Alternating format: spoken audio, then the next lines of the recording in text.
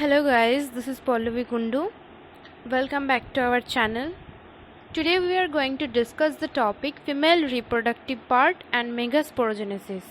To know about the basic structure of flower and microsporogenesis process, watch the video Reproduction in Plant Part 1 and Part 2. The link is given in the description box. In this video we will learn about female reproductive parts, structure of ovule, megasporogenesis and female gametophytes or megagametogenesis. The gynoecium represents the female reproductive part of the flower. The gynoecium may consist of a single pistil or may have more than one pistil. Each pistil has three parts: stigma, style and ovary. The stigma serves as a landing platform for pollen grains. The style is the elongated cylinder part beneath the stigma. The basal swell part of the pistil is the ovary. Inside the ovary is the locule. The placenta is located inside the locule. Arising from the placenta are the megasporangia, commonly called ovules. The number of ovules in an ovary may be one to many. Let us familiarize ourselves with the structure of a typical angiosperm ovule. The ovule is a small structure attached to the placenta by means of a stalk called funicle. The body of the ovule fuses with funicle in the region called hilum. Thus, hilum represents the junction between ovule and funicle.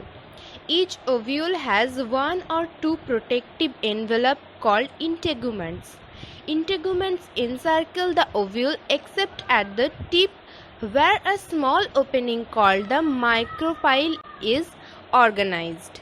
Opposite the micropylar end is the chalaza, representing the basal part of the ovule. Enclosed within the integuments is a mass of cell called the nucellus. Cells of the nucellus have abundant reserve food materials. Located in the nucellus is the embryo sac or female gametophyte. An ovule generally has a single embryo sac formed from a megaspore through reduction division. The process of formation of megaspores from the megaspore mother cell is called megasporogenesis. Ovules generally differentiate a single megaspore mother cell in the micropylar region in the nucellus. The MMC undergoes meiotic division.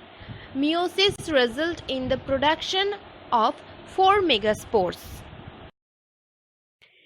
In a majority of flowering plant, one of the megaspore is functional while the other three degenerate. Only the functional megaspore develops into the female gametophyte. This method of embryo sac formation from a single megaspore is termed monosporic development. Let us study formation of the embryo sac in a little more details. The nucleus of the functional megaspore divides mitotically to form two nuclei which move to the opposite poles, forming the two-nucleate embryo sac.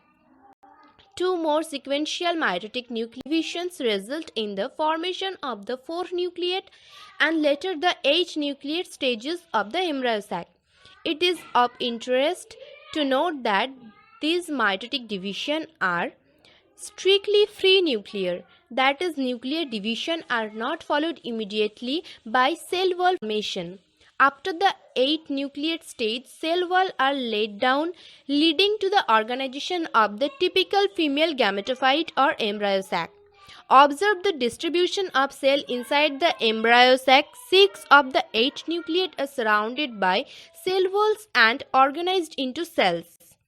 The remaining 2 nucleate called polar nucleate are situated below the egg apparatus in the large central cell. There is a characteristic distribution of the cell within the embryo sac. 3 cells are grouped together at the micropylar end and constitute the apparatus. The egg apparatus in turn consists of two synergid and one egg cell. The synergid have special cellular thickening at the micropylate tip called film apparatus, which play an important role in guiding the pollen tube into the synergid. Three cells are at the chalaza end and are called the antipodals. The large central cell, as mentioned earlier, has two polar nuclei.